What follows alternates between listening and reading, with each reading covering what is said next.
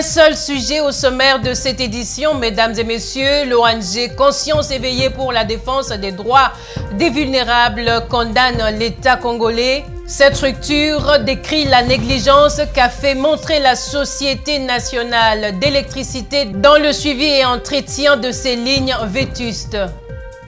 Maître Laurent Do réclame l'indemnisation des familles éprouvées. Mesdames et messieurs, vous le suivrez dans cette édition que j'ai le réel plaisir de vous présenter. Vous êtes amoureux du droit? Vous aimez la justice équitable? Bien, suivez la grande édition du JT des droits humains sur nos chaînes partenaires et sur YouTube. Tapez JT des droits humains. Ce n'est pas tout, n'oubliez pas de vous abonner et d'activer l'icône de notification pour ne rater aucune de nos publications. Très heureuse de vous retrouver à cette édition du journal télévisé de droits humains. Tragédie de Matadi Kibala. Sachez qu'à la fin de soirée du mercredi, le chef de l'État s'est personnellement rendu au marché de Matadi Kibala pour évaluer mieux, pour s'enquérir de la situation. Après avoir entendu les explications des différentes parties sur place, Félix Tshisekedi a annoncé la prise en charge de tous les obsèques par le gouvernement congolais. Une scène d'horreur ce mercredi matin à Matadi Kibala, commune de Mongafula. Plusieurs vies, une vingtaine, fauchées sous les averses après la chute d'un câble haute tension sur un marché local tel que l'on peut le voir dans ces images filmées au moyen d'un téléphone. Les victimes sont la plupart des vendeuses de ce marché des fortunes. Très attristé par ce drame, le président de la République, Félix Antoine Tshisekedi Tshilombo, s'est rendu sur les lieux de l'accident. Sur place, il a été accueilli par le gouverneur de la ville de Kinshasa et de nombreuses autres autorités civiles et militaires sous des ovations frénétiques des habitants du quartier. Les responsables de la Société nationale d'électricité qui étaient sur place ont fourni plus d'explications au chef de l'État sur les circonstances de cette tragédie. D'après la SNEL, un coup de foudre a sectionné un conducteur de phase sous tension, lequel est malheureusement tombé sur le marché de Matadi Kibala, se situant dans la servitude des lignes de transport de SNEL. Pour confronter les sources, le chef de l'État s'est également entretenu avec une vendeuse de ce marché et un chef coutumier du coin. Ces lieux, traversés par des câbles haute tension, ne devraient pas être occupés, a conseillé le président de la République. Cette question avait justement été évoquée lors du Conseil de ministres du 7 janvier 2022 où le chef de l'État avait instruit le gouvernement pour une délocalisation rapide du marché de Matadi Kibala au vu du danger que représente son emplacement actuel pour la population. S'agissant des victimes acheminées à la mort de l'hôpital général de Kinshasa, le gouvernement de la République annonce la prise en charge totale des obsèques.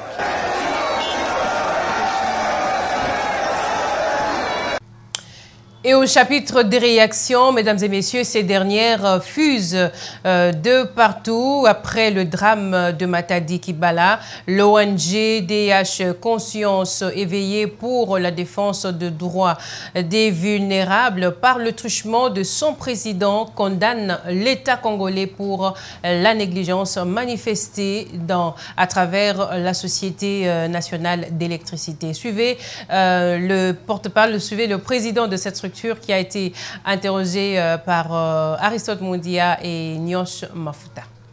Au nom de l'ONG que je dirige, je présente toutes mes condoléances aux différentes familles éprouvées pour la tragédie. Que de regrets après la tragédie survenue au marché Matadi Kibala. L'ONG DH Conscience éveillée pour la défense des droits des vulnérables estime que la faute est à l'État congolais à travers la Société d'électricité qui n'assure pas le suivi et l'entretien de ces lignes vétustes. L'État n'arrive pas à bien répondre à ses responsabilités face à cette question. 1. Les conditions sont tellement mauvaises. La plupart des câbles datent depuis l'indépendance. Les suivis, il n'y a pas un suivi. Mais vous allez constater que chaque fin du mois, il y a des factures qui arrivent. Notre ONG condamne avec détermination si je peux appeler ça négligence dans les chefs de l'État congolais par les canaux de la SNEL, qui est un service public attitré à garantir l'électricité, à mettre à jour les bonnes conditions, comme le veut la loi de 2014 sur le droit à l'électricité. La CEDDV réclame, entre autres, l'indemnisation des familles éprouvées. La SNEL puisse prendre d'abord en charge, vous voyez, prendre d'abord en charge les obsèques de nos mamans qui se réveillent parfois 3 heures à 4 heures pour nourrir ses enfants, compte tenu des réalités de notre pays. Mais également parce que le fait de prendre en charge, ça ne suffit pas. Il faut aussi dédommager les différentes familles. Rappelons que 26 personnes ont perdu la vie par électrocution lors de ces drames suite à la section d'un câble électrique à haute tension du grand poteau d'Inga vers le marché de Matadi Kibala dans la partie ouest de la ville de Kinshasa. Nous restons toujours dans ce chapitre. Plusieurs voix se sont levées pour rendre des hommages mérités aux victimes de la tragédie du marché de Matadi Kibala. Joël Diawa a sélectionné pour vous quelques messages de compassion des personnalités congolaises.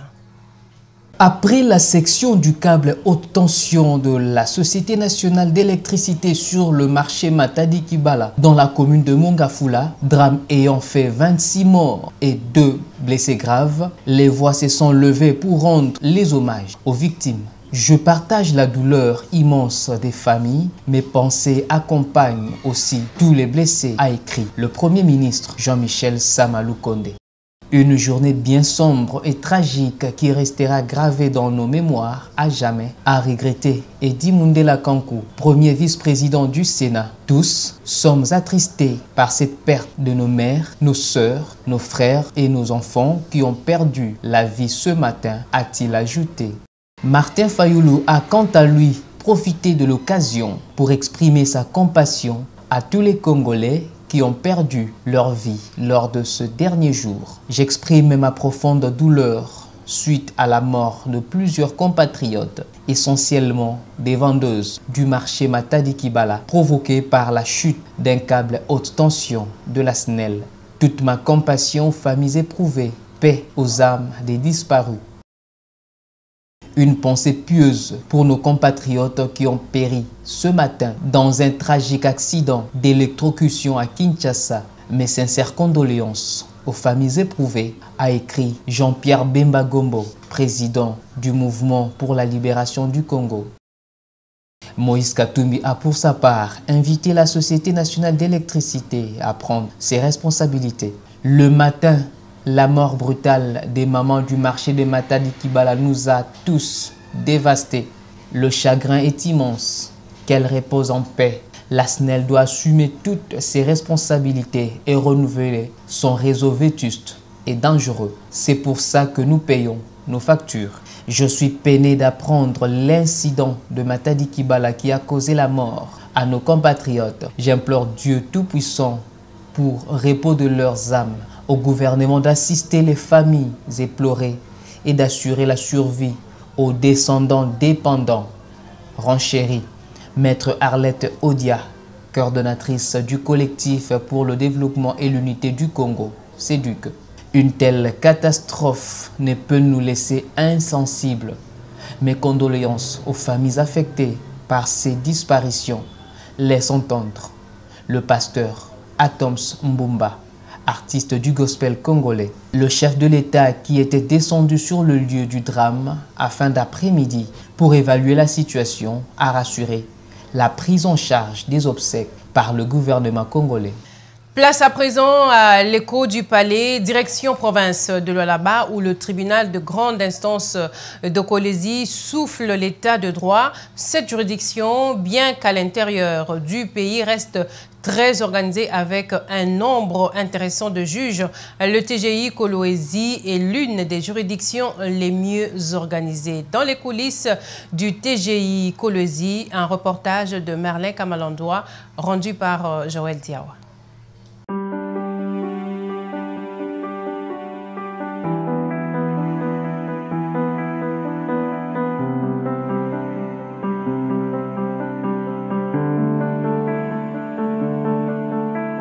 Née du démembrement de la province du Katanga, la jeune province de Lualaba est en train de faire une montée fulgurante, non seulement en termes d'infrastructures, mais surtout de la justice. Kolwezi, son chef-lieu et son tribunal de grande instance en sont un exemple palpable. Depuis l'avènement en août 2020 de Gabriel Muhiya Ntunga à la tête du TGI Kolwezi, plusieurs innovations ont été apportées sous sa férule. Le tribunal de grande instance de Kolwezi fonctionne normalement et même très bien, en ce sens que nous avons, en ce qui concerne le personnel judiciaire, un personnel en nombre suffisant. Avec la création de plusieurs chambres, il se présente un besoin accru en termes de salles d'audience, un problème auquel la solution est en train d'être trouvée. Il y a des petites difficultés liées au nombre de locaux devant ainsi abriter des juges et greffiers. Et aussi, il y a le besoin en termes d'une deuxième salle d'audience. Il y a déjà une grande salle d'audience.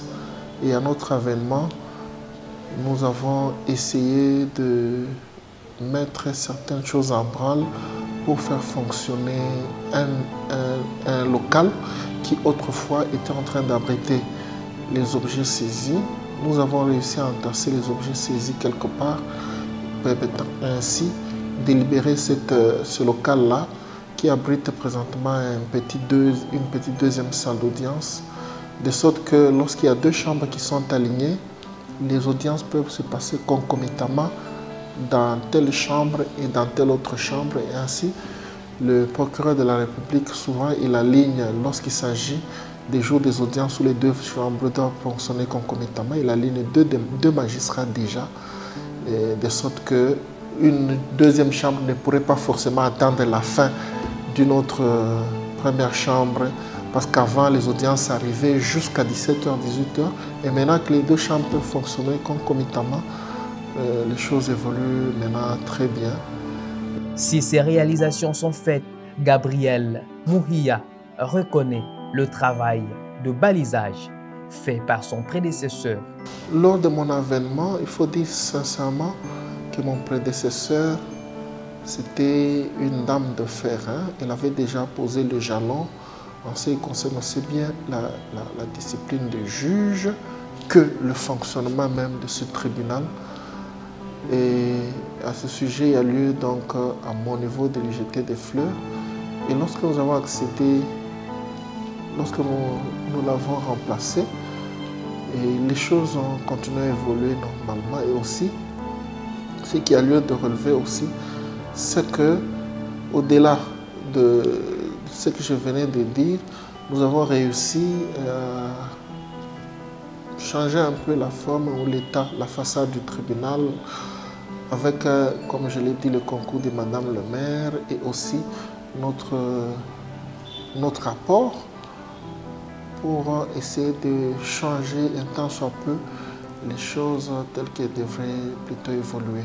Mais tout n'est pas rose au tribunal de grande instance de Kolwezi. La juridiction éprouve d'énormes difficultés en termes d'archives.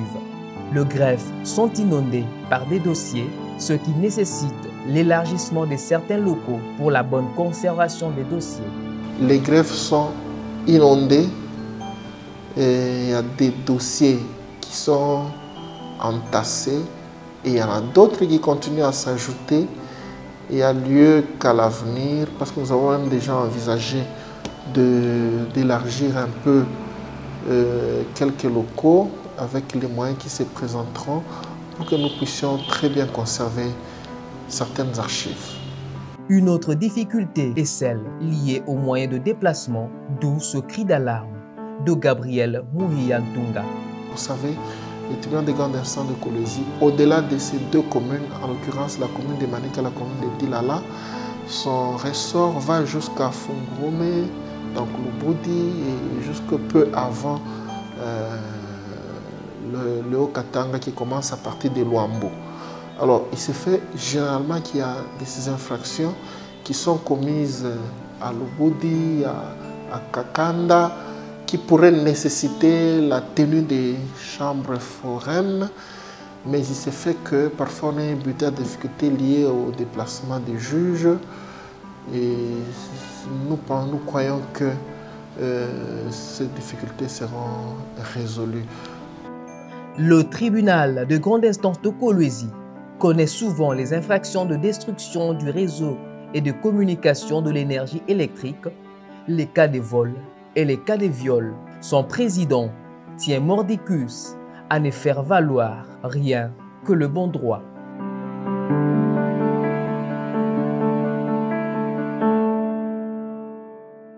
Revenons à Kinshasa pour prendre cette affaire qui est au palais. La succession divise une famille à Kinshasa. Il s'agit de la famille Soukami.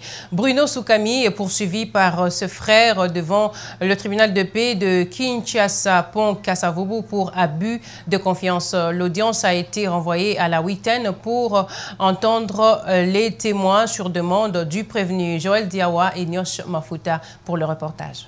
Bruno Soukami est poursuivi par sa fratrie par devant le tribunal de Kinshasa Pont Kasavubu sous RP 14 789 pour abus de confiance dans une affaire de succession. Selon la partie citante, la parcelle Kerele située sur l'avenue Mosango numéro 23 dans le quartier Adoula, commune de Bandalungwa, a été achetée par leur père Jean-Michel Soukami. Après la mort de ce dernier, il a été unanimement confié au site Bruno Soukami la gestion du loyer et qu'après l'avoir perçu, il devrait procéder au partage des loyers entre les 17 héritiers. À en croire la même partie, tous les héritiers n'ont jamais perçu leur quote-part il y a maintenant 10 ans. Ce comportement du cité Bruno Soukami, une fois fixé dans les prévisions légales, tombe sous le coup de l'infraction d'abus de confiance, fait prévu et puni par l'article 95 du Code pénal congolais, livre 2. Le même prévenu est poursuivi cette fois-ci sous RP 14 1751 par sa sœur Marcella Soukami pour la même cause. Mais l'affaire concerne la parcelle située au numéro 70 de l'avenue Gemena, quartier Katanga, dans la commune de Kasavubu. À l'audience de ce jour, prenant la parole les avocats de la partie citante, indisposés par la présence de l'équipe du journal télévisé des droits humains, accusent injustement la partie citée de faire venir ce média très réputé pour sa cause. Des allégations balayées d'un revers de la main par le prévenu, pour qui le citant se reprocherait de quelque chose, d'où cette agitation. Il y a eu une audience qui a été filmée, toujours à l'heure d'audience. Si vous lisez les commentaires dans ce journal-là, diffusé sur YouTube, la personne ou le journaliste, au lieu de se limiter à rapporter les faits, il se met à donner des considérations ou des jugements. Par exemple, à la dernière page, vous allez voir, quand nous avons présenté nos moyens, il dit des arguments infertiles de la partie citante. Alors ça nous gêne, ça nous met mal à l'aise parce qu'à toutes les audiences où nous sommes opposés avec eux, ils s'arrangent à amener les journalistes qui sont dans leur couche. Tantôt là, on vous a dit que les journalistes seraient dans notre bouche. On doit réagir par rapport à ça. Nous ne sommes pas partis citantes. Nous ne sommes pas partis civils. Nous sommes partis prévenus. Par rapport au RP 14 751, nous sommes partis cités par rapport au 14 789. Et on prétend avoir appelé les journalistes pour qu'on vienne voir comment une épée est sur notre tête. C'est du n'importe quoi. C'est du n'importe quoi. Et puis ça vient par un conseil sur base de ces hallucinations pour nous traiter, nous, d'avoir pris un journaliste dans notre poche. Vous avez peur. Selon le ministère public, l'audience étant publique, il n'y aurait donc aucun inconvénient que l'équipe du JTDH puisse faire la couverture médiatique. L'équipe du JTDH reprend la couverture et l'audience continue. Les parties citantes par leur avocat sollicitent du tribunal de joindre les deux causes, vu que les objets sont identiques. Le tribunal accède à cette demande et procède à l'identification du prévenu avant d'inviter l'organe de la loi à présenter les faits. Honorable monsieur, madame le juge, membre de la composition, pour la parole que vous nous accordez sous le RP 14789 et RP 14751, dont vous avez ordonné la jonction. La partie prévenue soulève à cet effet droit préalable, la prescription de l'action publique, la prématurité de l'action et l'obscurité du libellé du dossier sous RP 14-1751. Au regard de ces exceptions soulevées, le ministère public sollicite du tribunal de dire recevable et fondée la première et la troisième, et recevable et non fondée la deuxième. En abordant le fond, les parties citantes font savoir au tribunal que la parcelle dont il est question sous RP 14-789 est un héritage commun et que le prévenu Bruno Soukami perçoit les frais de loyer sans que les autres héritiers ne puissent en avoir leur quote-part. Pour la parcelle dont la cause est sous RP 14-1751, elle a bien été achetée par Marcella Soukami. La nuance que je voulais apporter, à cette époque-là, elle tendait vers 18 ans. C'est à cet âge-là. Mais elle était mannequin Ites Africa, elle a fait 3 saisons à la foire.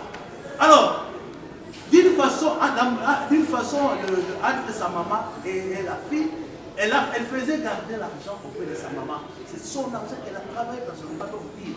Et c'est cet argent-là qui a servi d'aller acheter la parcelle. La partie Bruno Soukami remet en cause ces allégations. Pour elle, la parcelle de Kasavubu a bel et bien été achetée par leur mère. C'est pas vrai.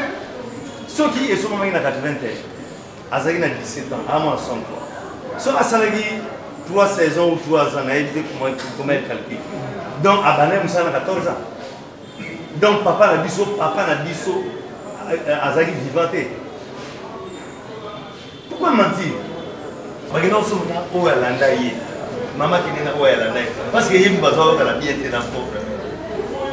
C'est pas vrai. Après avoir entendu toutes les parties, le tribunal de paix de Kinshasa Pont Kasavubu a renvoyé l'affaire à la huitaine pour entendre quelques témoins sur demande de la partie citée.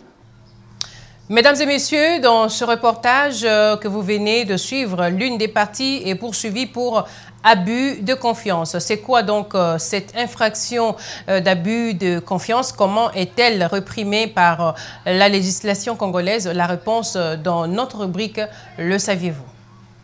L'abus de confiance est le détournement d'un bien qui avait été remis et accepté dans un but précis. L'auteur de l'infraction usurpe la chose ou un droit portant sur la chose qu'il détient de façon précaire. Incriminé par l'article 95 du Code pénal congolais, l'abus de confiance est le détournement au préjudice d'autrui à une fin précise, à savoir la restitution, la représentation ou un usage déterminé. La structure de l'infraction d'abus de confiance est marquée par la distinction entre les conditions préalables et les éléments constitutifs. L'abus de confiance suppose la confiance accordée et la confiance trompée. Comme toute infraction, outre l'élément légal, elle se compose de 3 éléments constitutifs classiques et d'un élément spécifique qui est le préjudice. L'élément légal trouve son siège dans l'article 95 du Code pénal congolais, livre 2. Les agissements constitutifs de l'abus de confiance sont nécessairement frauduleux et la constatation du détournement inclut nécessairement l'affirmation de la mauvaise foi.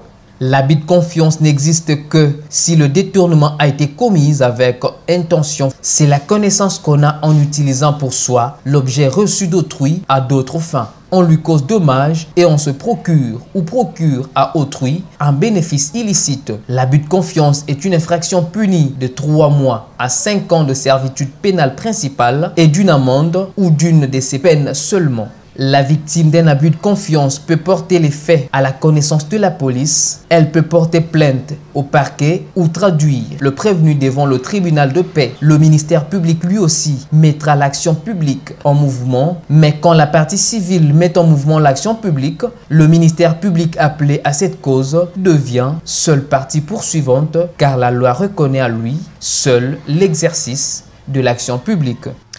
Prenons ce spot pour boucler, mesdames et messieurs, cette édition. Voulez-vous vous procurer des maisons? Voulez-vous les vendre? Voulez-vous trouver des maisons pour la location ou l'achat des immeubles? L'agence Kinwani met à votre disposition ses services.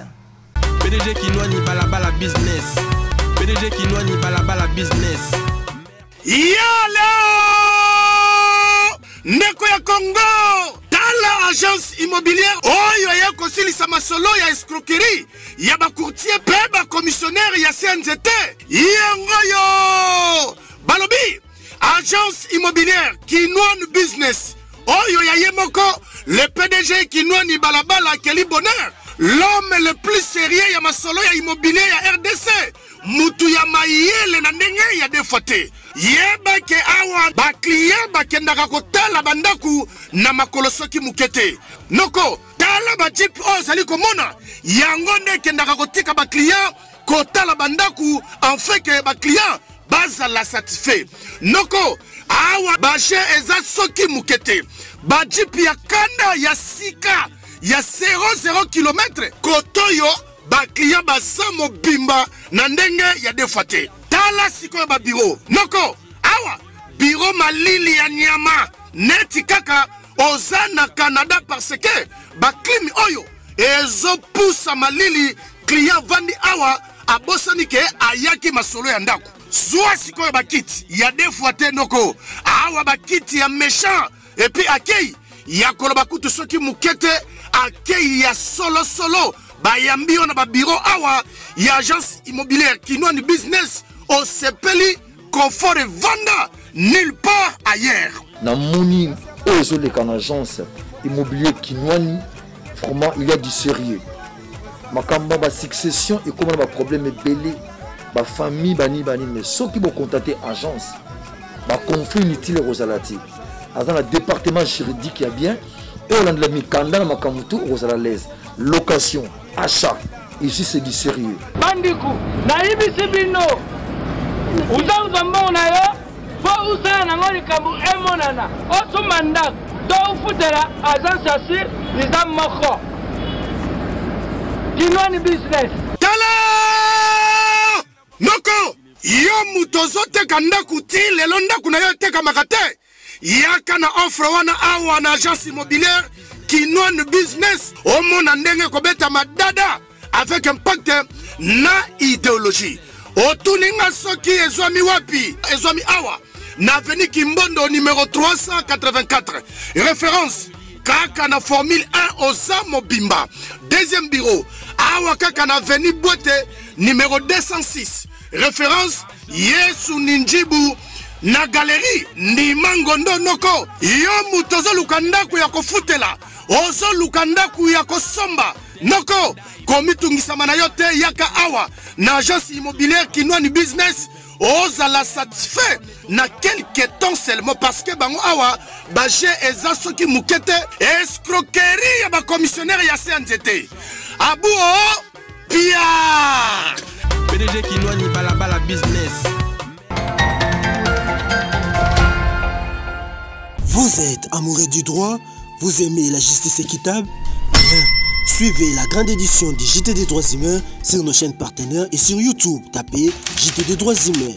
Ce n'est pas tout. N'oubliez pas de vous abonner et d'activer l'icône de notification pour ne rater aucune de nos publications. C'en est fini pour ce soir, mesdames et messieurs. Merci pour votre attention, votre fidélité à ce journal télévisé de droits humains. Si vous l'avez apprécié, dites merci à toute l'équipe rédactionnelle. Une pensée pieuse à toutes ces âmes qui ont péri dans la tragédie de Matadi Kibala, mais également à ces massacres qui ont été perpétrés hier à l'est du pays, mais aussi et surtout ceux qui ont péri dans l'accident des circulations à Kinkole. Au revoir.